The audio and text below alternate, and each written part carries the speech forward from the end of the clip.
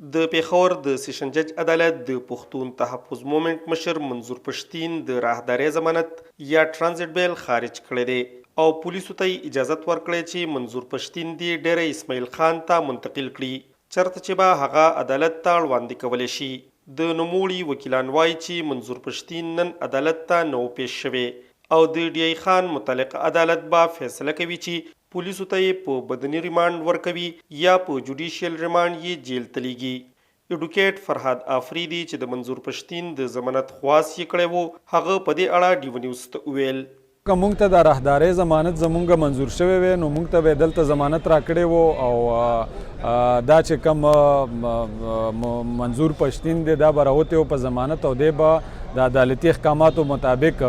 چې کم تاریخ یې موږ ورکړی وی په هغه تاریخ به دی تلو په ډی ای خان کې به خپله پیش کېدو. دلته زموږ د ضمانت درخواست خارج شه نو د دې مطلب دا دی چې د ډی ای خان پولیس والا به د دې ځای نه اریسټ شو کی گرفتار به یې وښیي او خپله گرفتاري به دی هلته چې کله دی ډی ای خان ته ورسي هلته به مجسټریټ ته پیش کی نو هغه بیا د هغه عدالت کار دی چې دوی ته په ریمانډ باندې د تفتیش په غرض ورکوي او کنه جیل ته په جوډیشل ریمانډ باندې حوالات ته لیږي. هغه زیاته کړه چې منظور پښتین پر ضد په ډی ای خان پولیس سټیشن کې کومه مقدمه درج کړې شوې چې نوموړي د ریاست او آئین خلاف خبرې کړي او د قومونو مابین یې د کرکې خورولو هڅې کړي نو په دغه مقدمه کې پولیسو قانوني لوازمات نه دي پوره کړي. دلته د سیکشن 196 سی آر پی سی لاندې دا یو لازم خبره ده چې تاسو د ریاست خلاف د سازش او د غدارۍ او دغه کیسې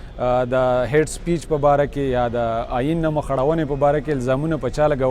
نو د دې به پیشګي سینکشن یا منظوري دا د صوبایي حکومت نه یا د وفاقي حکومت نه تاسو ته پکاري. دویمه خبره دا ده چې دوی د اف آی آر کړی د دې پکې سورس نه ښیي چې موږ ته د کمې ذریعې نه د کم سورس نه پته ولګېده چې داسې کار شوی دی. دریمه خبره دا ده چې کم دی ډیټیل ریپورټ یو نامنهاد ریپورټ پیش کړی په هغې باندې نه د چا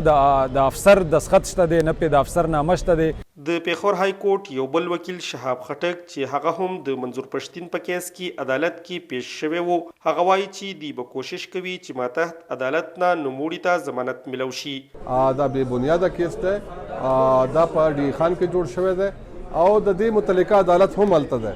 نو فردر پروسیجر به بیا هم دا وي چې په ډی خان کې به د هغوی د ریګولر بیل دپاره زر تر زره د ضمانت درخواست جمع کیږي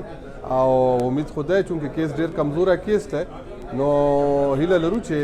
لاندې عدالت به هغوی له ضمانت ورکړي او که نه وي نو بیا به های کورټ ته ضمانت درخواست کیږي نو فلحال دا پروسیجر به مونږ اډاپټ کوو. منظور پښتین چې د اتوار او ګل منځنۍ شپه کې د پیښور تحقال پولیسو گرفتار کړی و پرون د ګل پر ورځ د نورو ملګرو سره د پیښور د سیشن عدالت ته وړاندې کړی شو او عدالت هغه د 14 ورځو جوډیشل ریمانډ باندې جیل ته لیږلو حکم کړی و خو وکیلانو په دغه اړوند پوښتنې پورته کړې وې او خواست یې کړی و چې هغه د ډیره اسماعیل خان د تلو پورې په ضمانت پرېږدي. عبدالرزاق وایس اف امریکا ډیو نیوز پیښور.